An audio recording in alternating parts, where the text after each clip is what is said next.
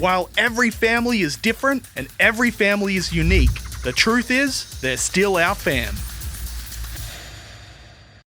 Well, hey, Movement Middle, it is great to see you. I'm glad that you are about to watch this video. However, I also want to encourage you, if you can, be here for our Sunday service at either 10 o'clock or 11:30. We're going to have a great time each and every single Sunday. We've got small groups, we've got games ready for you to play, and people ready to get to know you and for you to get to know other people too. So please come hang out with us at either 10 a.m. or 11:30, like I said before, right in room 405. We can't wait to see you there.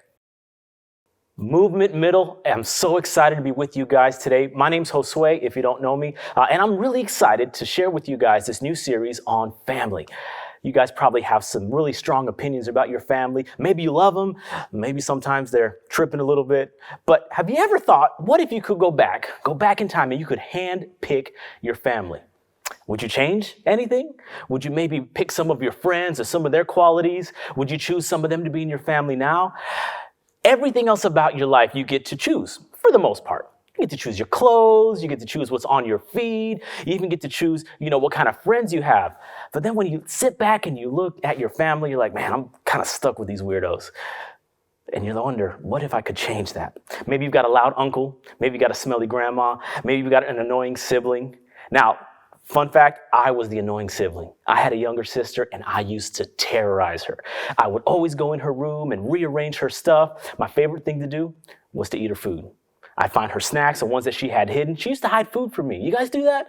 She would hide food from me so that I wouldn't get it. Well, one day she was out of her room and I walked by and the perfect crime was laid out. She had a juice box, Hawaiian Punch, sitting right there in the room. The straw was up. She wouldn't even know that I was there. So I said, you know what? I'm going for it. I snuck into the room, went over to the juice box, bent down, took a sip. That Hawaiian Punch came up chunky. Now, juice isn't supposed to be chunky. And to this day, I will not drink Hawaiian Punch because of what happened there. I'm fairly certain she was laying the trap on me. But when it comes to siblings, sometimes we do that kind of stuff to each other, right? So we're talking about family. And even though family can drive us crazy, they're all unique. And it's part of the secret sauce that makes all of our families special, different, enjoyable. It makes them what they are. Now, within each and every one of those families, there's love, even if it's shown a little bit differently. Maybe you come from a big family. Maybe you've got a small family. Maybe your family is blended. You've got step parents, foster kids. There's all kinds of shapes and sizes and flavors of families, but they've all got love in them. And that's what we're talking about today. We're talking about love and what Jesus instructs us to do with love and how to show it to our family. Now, if we look at the Gospel of John, he shares with us some of Jesus' adventures, and many of those involve the disciples that he walked with, people that he chose to do life with him. He taught them how to do ministry. He taught them individually about what it was like to do God's work here on earth, and they spent a lot of time with him. But some of these disciples were a little bit different too. Some of them were loud. Some of them were smelly. Some of these guys were fishermen. I don't think that smell ever comes off. And some of them were probably a little bit annoying. A lot of these disciples wanted to be first. They wanted to be the number one, and they would fight each other to get all the attention. You ever had that situation happen? You ever have somebody that always wants to sit in the front seat or always wants to get the first dibs on the food? These disciples were the same way. But even within that, Jesus loved each and every one of them because he chose them. He specifically loved them and all their unique traits. So let's look at John 13, 34 and 35. This is where he kind of gives them some instruction, teaches them what love is really all about and how it can point to him. He says, "A new command I give you, love one another as I have loved you. So you must love one another. By this, everyone will know that you are my disciples, if you love one another." You notice the theme there? He kept saying, love one another, love one another, love one another.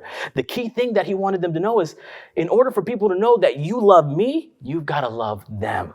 Even the people that might give you a hard time, even people that might not be the same as you, we've got to love them the same way that Jesus loved them. And because he loved them, Jesus wants us to love our family.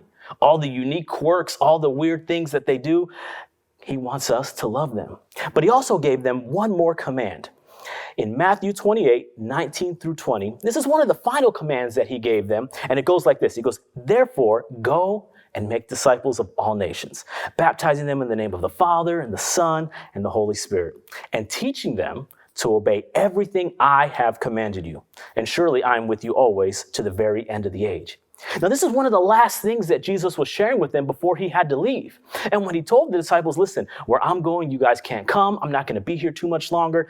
They were confused by that. They're like, what do you mean? Why can't we go? We've been traveling with you all this time. Why can't we go where you're going? And he said, look, you guys aren't going to understand that. But what I do want you to understand is that love is the most important thing. And in order to reach people like I've commanded you to do, you've got to love them. Look, the only way that we can tell people about Jesus is through love. That's where it all starts. Loving people helps others see God and the way he works inside of us. And I know that God's working inside of you in special ways, in different ways, and showing people love lets some of that out. Now, that's not always easy.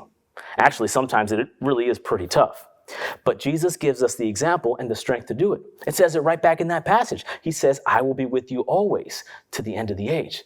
So Jesus is always with us when we're trying to take those steps to love one another. Now, maybe you're not ready. Maybe you're a little nervous about talking to a friend about God or sharing your faith. Maybe that just seems like too much. You're not ready to do that. I don't even have everything answered. How can I tell somebody else about that? But it starts at home. It starts with our family. In order to reach and make disciples, we need love.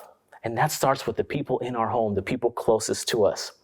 Imagine this. What if you treated your family like a small group? Each one of them are different, unique, bring different things to the table. They want to be heard and they're deserving of God's love. If we treated them like a small group, maybe we could share our love with them a little bit more. Maybe we would take these opportunities to pay more attention or listen or maybe serve them in a different way. I know that sounds crazy because probably the last thing you want to do is serve your annoying sibling. But trust me, when you do that, you're doing what Jesus has asked us to do and you're showing love to them. And that will start a conversation that will help you tell them more about your faith and more about what Jesus is wanting to do through you. At the end of the day, it's all about love. Jesus showed us love and he gave us love, and all he asks us to do is send it out in return. So try that. Try that this week at home. Try to show them a little extra love and see if it doesn't change a few things with your family.